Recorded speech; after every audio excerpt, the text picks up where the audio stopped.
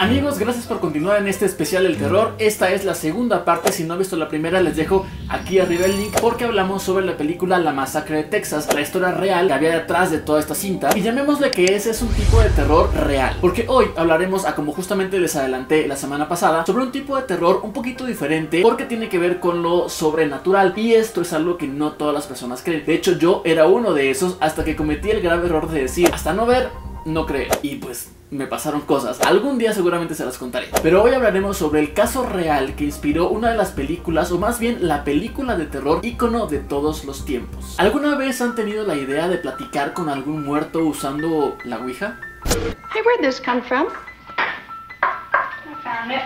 You've been playing with it? Yep. You know how? Oh yeah, well let's both play.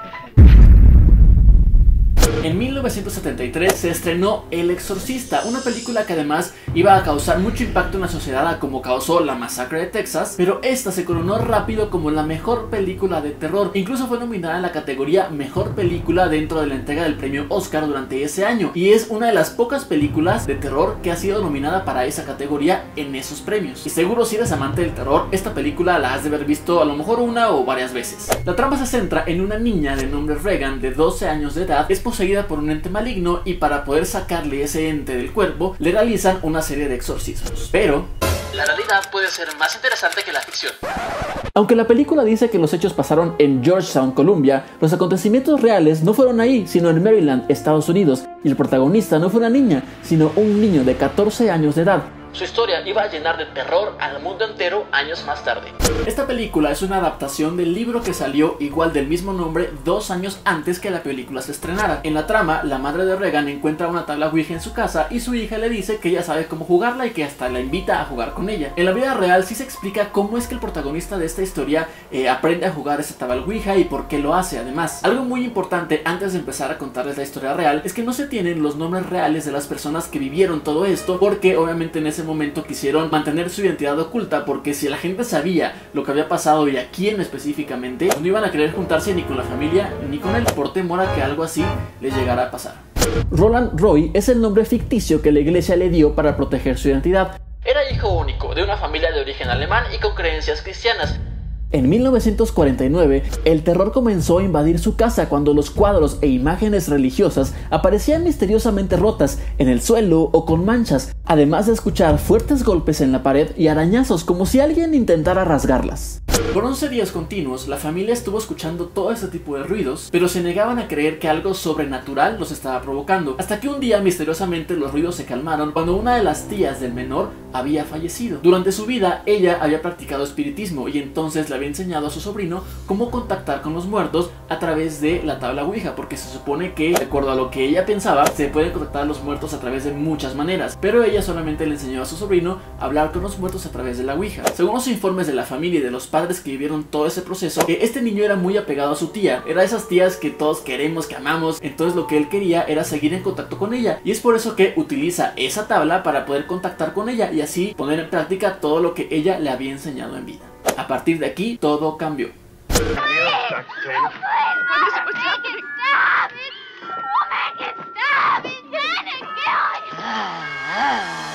Roland se había vuelto reservado, serio. Durante las noches de hecho tenía pesadillas y se escuchaba que platicaba con alguien más. Los arañazos y los golpes en la pared se intensificaron. También se cambiaban las cosas del lugar.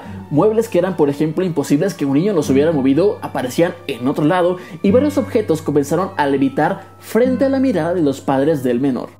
Todo esto llegó a oídos de los sacerdotes del pueblo, y uno de ellos decidió ir a la casa para visitar a este niño, y ahí fue testigo de una de las escenas más impactantes de la película y que sí pasó en la vida real, porque la película obviamente añadió ciertas cosas. ¿Se acuerdan ustedes que hay un momento en donde la madre de Regan entra a su cuarto y ve a la niña acostada en su cama y la cama estaba sacudiéndose, estaba moviéndose de arriba a abajo?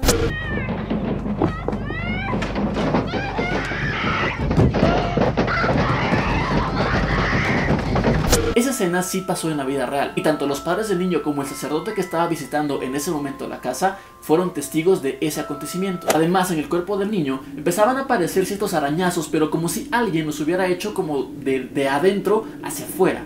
El sacerdote pidió ayuda de un colega especializado en exorcismos. Cuando visitó a Roland con una botella de agua bendita, misteriosamente se rompió. Sabían que se trataba de algo maligno. Rápidamente internaron al menor en el hospital cristiano de la ciudad, lo ataron a la cama y al entrar el padre al cuarto ya para empezar como a hacer el ritual, Roland despertó violentamente indicándole que se quitara el crucifijo que tenía oculto. Se zafó de donde estaba y lo lastimó fuertemente, enterrándole parte de un crucifijo que estaba colgado en la pared.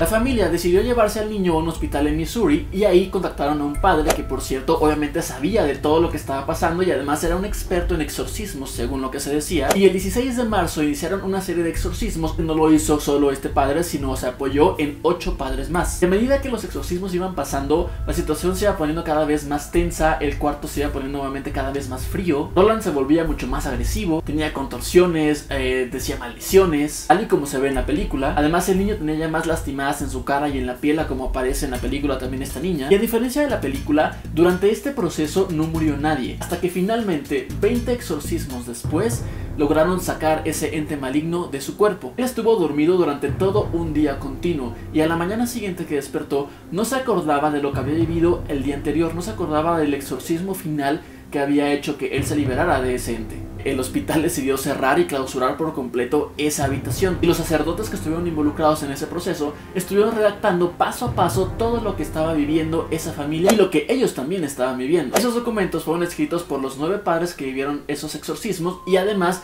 39 personas que estuvieron ahí de testigos, incluyendo obviamente gente del hospital y gente de la familia de este niño. Y no fue sino hasta 1971, o sea casi 20 años después, un estudiante de literatura llamado William Peter diera a conocer todos los hechos a través de un libro. Todo eso estaba respaldado por los sacerdotes porque ellos habían sido las personas que le otorgaron a este estudiante de literatura todos los escritos que habían ellos redactado años atrás. Lo único que sí le pidieron fue cambiar los nombres de todos, porque obviamente la familia quería mantener ese momento de su vida oculto. Y por eso hasta la fecha no se tienen todavía los nombres correctos de las personas que vivieron todo eso. Pero bueno, ¿qué pasó con Ronald en la vida real? Él simplemente cuando acabó esta parte de su vida continuó normal. Él de hecho se casó, tuvo 2 hijos y nunca quiso lucrar con la historia que él había vivido. Esta película de verdad que es muy importante dentro del género y como bien lo dije al principio, hay personas que creen, hay personas que no creen. Y la semana que viene vamos a hablar sobre otra película que además no tiene que ver ni con exorcismos ni con asesinos en serie. Esa película tiene que ver con algo que está fuera de este planeta. Solo los dejo con una pregunta y que sería como un avance para el tema de la próxima semana. ¿Ustedes creen que los humanos somos los únicos seres vivos que existimos en todo el universo? ¿Creen que existe vida fuera de este planeta?